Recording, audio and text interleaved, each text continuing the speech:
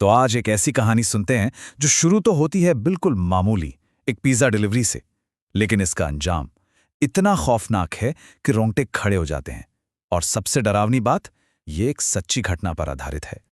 जी हाँ, ये कोई बनावटी किस्सा नहीं है। ये असल में हुआ था जॉन नाम के एक लड़के के साथ, एक कॉलेज स्टूडेंट जो बस पार्ट टाइम जॉब कर रहा था। और शायद यही चीज़ इस कहानी को और भी ज़्यादा असली और डरावना बनाती है।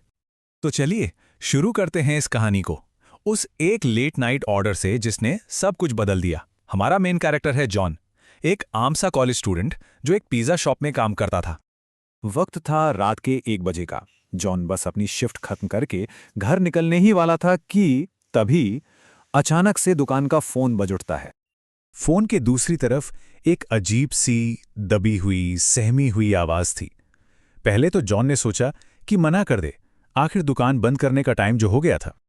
लेकिन ऑर्डर इतना बड़ा था कि जॉन सोच में पड़ गया। एक नहीं, दो नहीं, पूरे 4 बड़े पिज्जा। अब देखिए, एक स्टूडेंट के लिए इतने बड़े ऑर्डर का मतलब था एक अच्छी खासी टिप, और उसे पैसों की जरूरत तो थी ही। बस यही सोचकर उसने हाँ कह दी और ऑर्डर ले लिया। तो पिज्जा तैयार हुए और अब शुरू हुआ डिलीवरी का सफर।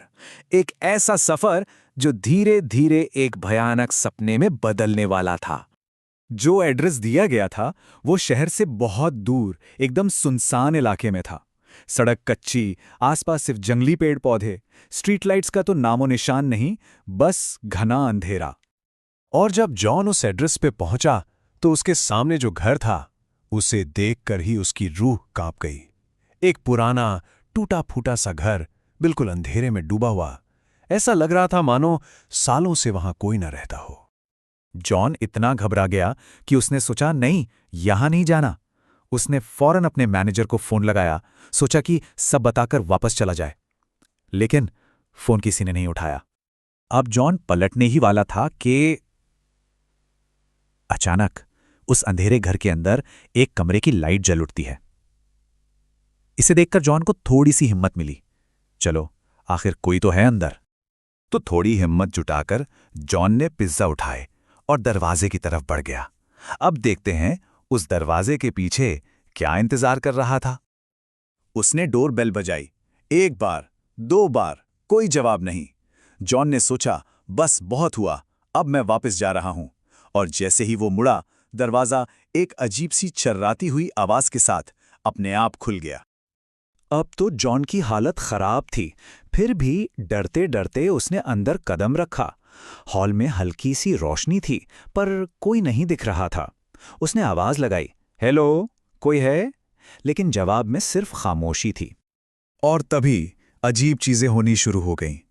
अचानक एक काली बिल्ली तेजी से एक अंधेरे कमरे में भागी, और उसके घुसते ही उस कमरे की लाइट और टीवी अपने आप ऑन हो गए। फिर बच्चों के हंसने की आवाजें आने लगीं। जॉन को लगा, ये क्या हो रहा है? शायद कोई उसके साथ मजाक कर रहा है। इस मजाक से गुस्सा होकर वो उस कमरे में चला गया, और वहां बेड पर 2 छोटी छोटी बच्चियां बैठी हुई थीं। वो कुछ बोल नहीं रही थीं, बस एकटक अजीब तरीके से जॉन को घूरे जा रही थीं। और अब माहौल अजीब से सीधा खौफनाक होने वाला था।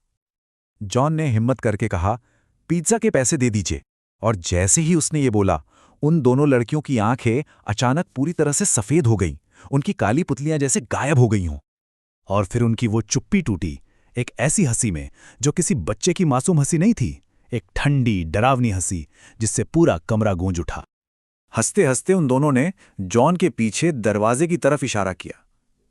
डरते हुए जब जॉन पलटा तो उसके सामने, ठीक सामने, एक भयानक सी औरत खड़ी थी।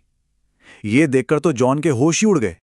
डर के मारे उसके हाथ से पिज्जा के डब्बे छूट गए और वो चिल्लाता हुआ घर से बाहर भागा, अपनी जान बचाने के लिए। लेकिन जैसे ही वो बाइक स्टार्ट करके थोड़ा आगे बढ़ा, बाइक झटके देकर बंद हो गई। उसने नीचे देखा तो बाइक का टायर पंक्चर था। उसने कांपते हाथों से पुलिस को फोन मिलाया, और फिर उसने बाइक के रियर व्यू मिरर में देखा। उस शीशे में जो देखा, उसे देखकर उसके पैरों तले जमीन खिसक गई। वो औरत और वो दोनों बच्चियां घर से निकलकर धीरे धीरे उसकी तरफ ही आ रही थीं। जॉन ने किसी तरह पुलिस को अपनी लोकेशन बताई, लेकिन उस रात का डर वहीं खत्म नहीं हुआ। असल में इसके बाद जो पता चला वो इस कहानी को और भी ज्यादा डरावना बना देता है। थोड़ी देर में जब पुलिस वहां पहुंची तो जॉन उन्हें उस घर के अंदर ले गया। पुलिस ने पूरे घर की तलाशी ली, लेकिन वहां एक जंगली बिल्ली के अलावा और कोई नहीं था। कोई औरत नहीं, कोई बच्चे नहीं, कुछ भी नहीं। अगली सुबह जब पुलिस ने उस घर के बारे में पता किया तो एक चौंकाने वाली सच्चाई सामने आई। वो घर पिछले 3 साल से वीरान पड़ा था, क्योंकि 3 साल पहले उसी घर में एक औरत और उसकी 2 बेटियों का बेरहमी से कत्ल कर दिया गया था और उनका कातिल आज तक नहीं पकड़ा गया। तब जॉन को समझ आया कि रात में उसने जिन्हें देखा था वो इंसान नहीं बल्कि उन्हीं तीनों की आत्माएं थीं। और ये कहानी हमें एक आखिरी और सबसे परेशान करने वाले सवाल पर लाकर छोड़ देती है। अगर जॉन ने आत्माओं को देखा तो असल में उस परिवार को मारा किसने था? ये एक ऐसा रहस्य है जो आज भी उस वीरान घर की दीवारों में दफन है।